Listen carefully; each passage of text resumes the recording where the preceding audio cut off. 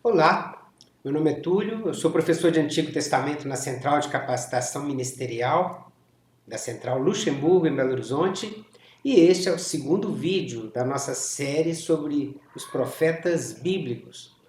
Não esqueça de se inscrever no canal, compartilhar o link com seus amigos, curtir sempre que gostar, deixar aí seus comentários, dúvidas, sugestões, etc.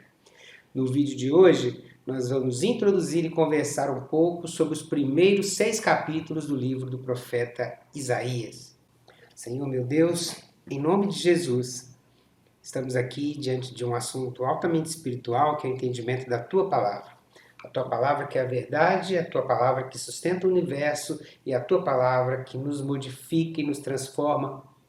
Pedimos isso para o Senhor. Cumpra essa terceira parte agora, que nós sejamos transformados pela Tua Palavra, transformados à imagem e semelhança de Jesus, o nosso Senhor, o Messias amado, e que assim nós tenhamos o nosso crescimento alavancado e totalmente guiado pelo Espírito Santo de Deus. Amém.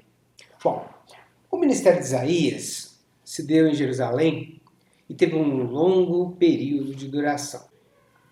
Esse ministério pode ter durado em torno de 70 anos, indo desde o ano 740 a.C. até mais ou menos 681 a.C. Abrangeu pelo menos os reinados de Uzias, Jotão, Acás e Ezequias. Alguns críticos chegam a afirmar que a parte final do livro deve ter sido escrita por um discípulo de Isaías, que manteve o seu nome, mas não há certeza sobre essa hipótese, até porque ela é relativamente recente. Segundo a tradição judaica, Isaías teria sido cerrado ao meio durante o reinado de Manassés. Contemporâneo dos profetas Miqueias, Amós, Oséias, também Jonas e Naum, Isaías é considerado por muitos o maior dentre os profetas que deixaram escritos. É certamente um dos livros mais citados por Jesus e pelos apóstolos. Ele profetizou a destruição do reino do norte, ou Israel, a qual presenciou ainda em vida. Também profetizou a destruição de Jerusalém, que se cumpriu mais de 100 anos depois disso. Profetizou a conquista de Babilônia, que ocorreu mais de 200 anos depois. O surgimento e a morte do Messias, mais de 700 anos depois da profecia. E o livro ainda contém mais de 800 profecias que aguardam para ser cumpridas. O livro de Isaías é tido por alguns como uma miniatura da Bíblia. Tem 66 capítulos divididos em 2 partes. A primeira parte, que compreende os capítulos 1 ao 39, seria o livro do juízo, repleto de denúncias contra Judá pela violação da aliança, repreensão, disciplina e cativeiro por causa do pecado e da desobediência, mensagens de juízo contra o Reino do Norte e contra as nações vizinhas, entremeados, é claro, por promessas de restauração e glória futura. A segunda parte, que compreende os 27 capítulos finais, que vai do 40 até o 66, seria o livro do consolo, cuja ênfase está na mensagem de misericórdia, consolo, salvação, paz, prosperidade e restauração eterna, com a derrota do inimigo, a condenação dos ímpios e a glória eterna de Sião, para onde as nações afluirão, governadas pelo Messias, o servo do Senhor. Isaías é a boca de Deus que mescla prosa e poesia de rara beleza, que inclui narrativas históricas, alguns cânticos, poemas de sabedoria, lamentos e sessões apocalípticas, tudo repleto de personificação, linguagem figurada, algum toque de ironia e referência, sobretudo a Gênesis, Êxodo e Deuteronômio. É um livro que não parece ter um enredo linear, mas ao longo de idas e vindas, Deus acusa a rebeldia do seu povo, convoca a verdadeira piedade, que está ligada, claro, à justiça social, mas mesmo durante a acusação, abre um caminho de esperança. Vejamos, por exemplo, o primeiro capítulo do livro de Isaías. Isaías, capítulo 1, verso 3 diz: até mesmo o boi conhece o seu dono e o jumento reconhece o cuidado do seu Senhor. Mas Israel não conhece o seu Senhor. Meu povo não reconhece o meu cuidado por ele. No verso 14. Odeio suas festas de lua nova e celebrações anuais. São um peso para mim, não as suporto. O verso 17 diz: aprendam a fazer o bem e busquem a justiça. Ajudem os oprimidos, defendam a causa dos órfãos, lutem pelos direitos das viúvas. Verso 18 diz ainda: venham, vamos resolver este assunto, diz o Senhor. Embora seus pecados sejam como escarlate, eu os tornarei brancos como a neve. Embora sejam vermelhos como o carmesim, eu os tornarei brancos como a lã. Em tempos em que a igreja não pode se reunir, eu me ponho a pensar até que ponto não seria um propósito de Deus, que de certo modo poderia estar cansado, enjoado, enojado de algumas práticas, de não aguentar mais ver o sacrifício do povo, de não suportar mais os nossos cânticos e nossas orações hipócritas. O capítulo 2 traz uma mensagem que se assemelha aos capítulos finais do livro, uma mensagem de esperança. No verso 2, por exemplo, diz: nos últimos dias, o monte da casa do Senhor será o mais alto de todos, será elevado acima de todos os outros montes, e povos de todo o mundo irão até lá para adorar. O verso 4 diz: o Senhor será mediador entre os povos e resolverá os conflitos das nações. Os povos transformarão suas espadas em arados e suas lanças em podadeiras. As nações deixarão de lutar entre si e já não treinarão para a guerra. Olha o verso 11. O orgulho humano será rebaixado, a arrogância humana será humilhada, somente o Senhor será exaltado naquele dia de julgamento. E o 22 diz: não ponham a sua confiança em simples mortais. São frágeis como um sopro. Que valor eles têm?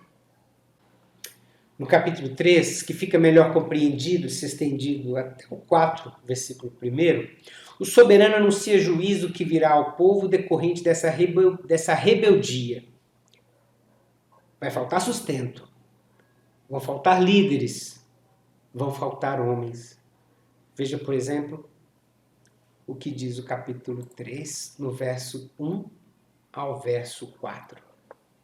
O soberano, Senhor dos exércitos, tirará de Jerusalém e de Judá tudo aquilo de que dependem.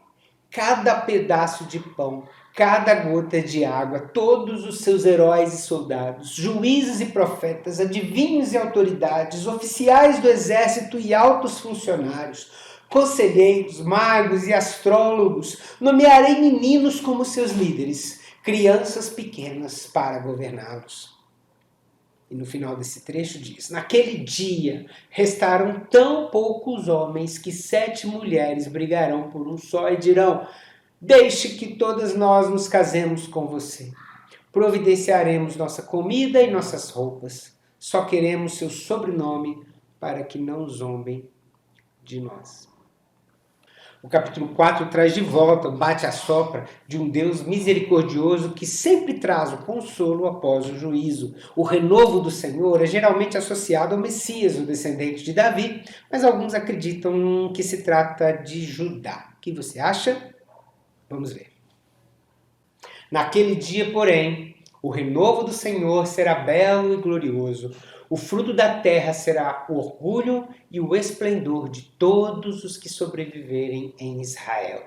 Todos que restarem em Sião serão um povo santo, e aqueles que permanecerem em Jerusalém, que estiverem registrados entre os vivos. O Senhor lavará a imundície da bela Sião, removerá de Jerusalém as manchas de sangue, como o quente sopro de julgamento abrasador. O capítulo 5 retoma a acusação formal semelhante ao capítulo 1, porém em forma de cântico. Cântico esse que provavelmente inspirou Jesus em suas palavras, conforme Mateus 21, João 15, por exemplo. Em seguida, esse mesmo capítulo traz uma série de 6 ais, preenchidas de declarações de juízo em estilo apocalíptico, como voltará a fazer novamente a partir do capítulo 28. Vejamos. O cântico está aí, ó. Agora cantarei a meu amado uma canção sobre seu vinhedo. Meu amado tinha um vinhedo numa colina muito fértil. Ele arou a terra, tirou as pedras e plantou as melhores videiras. No meio do vinhedo construiu uma torre de vigia e junto às rochas fez um tanque de prensar. Então esperou pela colheita de uvas doces, mas o vinhedo só produziu uvas amargas. E daí vem os 6 ais. O primeiro ai diz o seguinte: ai, que aflição espera vocês que compram casas e mais casas, campos e mais campos, até não haver lugar para outros e vocês se tornarem os únicos donos da terra. Segundo ai: que aflição espera os que se levantam cedo pela manhã para começar a beber e passam a noite tomando vinho para ficar embriagados. Em suas festas sempre há vinho e belas músicas de lira e harpa, tamborim e flauta, mas nunca pensam no Senhor. Não se dão conta do que Ele faz. O terceiro ai: que aflição espera os que arrastam sua perversidade com cordas feitas de mentiras, que arrastam atrás de si o pecado como quem puxa uma carroça, zombam de Deus e dizem: anda logo, toma uma providência, queremos ver o que és capaz de fazer, que o Santo de Israel realize seu plano, pois queremos saber o que é. O quarto ai: que aflição espera os que chamam o mal de bem, o bem de mal, a escuridão de luz e a luz de escuridão, o amargo de doce e o doce de amargo. E assim diz o quinto ai: que aflição espera os que são sábios aos seus próprios olhos e pensam ter entendimento. Finalmente, o sexto ai: que aflição espera os que são heróis em tomar vinho e se gabam de quanta bebida conseguem ingerir, aceitam subornos para deixar o perverso em liberdade e negam justiça ao inocente. E o capítulo 6 relata o chamado de Isaías. O fato de constar neste ponto e não na abertura do livro, no primeiro capítulo, pode significar um destaque especial para estes 5 capítulos anteriores. Eles estariam, deste modo, sendo lançados como uma introdução para o livro todo. Vamos ler todo o capítulo 6. O chamado de Isaías. No ano em que o rei Uzias morreu, eu vi o Senhor. Ele estava assentado em um trono alto e a borda de seu manto enchia o templo. Acima dele havia serafins, cada um com 6 asas. Com 2 asas cobriam o rosto, com 2 cobriam os pés e com 2 voavam. Diziam em alta voz uns aos outros: Santo, Santo, Santo é o Senhor dos exércitos. Toda a terra está cheia da sua glória. Suas vozes sacudiam o templo até os alicerces e todo o edifício estava cheio de fumaça. Então eu disse: estou perdido, é o meu fim, pois sou homem de lábios impuros. E vivo no meio de pessoas de lábios impuros. Meus olhos, porém, viram o Rei, o Senhor dos exércitos. Então um dos serafins voou em minha direção, trazendo uma brasa ardente que ele havia tirado do altar. Com uma tenaz, tocou os meus lábios com a brasa e disse: veja, esta brasa tocou seus lábios. Sua culpa foi removida e seus pecados foram perdoados. Então ouvi o Senhor perguntar: quem enviarei como mensageiro a este povo? Quem irá por nós? E eu respondi: aqui estou, envia-me. Ele disse: vai, diga a este povo, ouçam com atenção, mas não entendam. Observem bem, mas não aprendam. Endureça o coração deste povo, tape os ouvidos e feche os olhos deles. Assim não verão com os olhos, nem ouvirão com os ouvidos, não entenderão com o coração, nem se voltarão para mim a fim de serem curados. Então eu disse: Senhor, até quando isso vai durar? E ele respondeu: até que as cidades fiquem vazias e as casas abandonadas e toda a terra seja devastada, até que o Senhor tenha mandado todos embora. e toda a terra de Israel esteja deserta. Se ainda sobreviver uma 10ª parte, um remanescente, ela será invadida outra vez e queimada. Mas assim como o terebinto e o carvalho deixam o toco quando cortados, o toco de Israel será uma semente santa. No ano 740 a.C., quando o rei Uzias, também chamado Azarias, morreu, Isaías viu o Senhor sentado num trono alto e exaltado, a aba da sua veste vestia o templo. Ele viu os seres celestiais que enfaticamente exaltavam o Senhor dos Exércitos e destacavam a sua glória enchendo a terra inteira. O profeta se mostrou aflito com o que viu, por reconhecer-se impuro, mas foi justificado. Somente então ele ouviu a voz de Deus e prontificou-se na resposta. Ironicamente, Isaías, desde o seu chamado, percebe que as suas palavras não trarão arrependimento e cura, mas rejeição e condenação. Parece-me que Deus estava deixando claro para Isaías que a salvação do povo não dependeria do seu desempenho como profeta, mas sim de uma santa semente que brotaria no futuro. É interessante notar que o próprio Jesus também adotou esta ironia a respeito do seu próprio ministério, conforme Marcos capítulo 12. Em Romanos 11, 25, Paulo explica que este endurecimento tem a ver com a janela de salvação dos gentios. E Jesus deixou claro que a conversão verdadeira é obra do Espírito Santo de Deus e não do desempenho pessoal daquele que anuncia.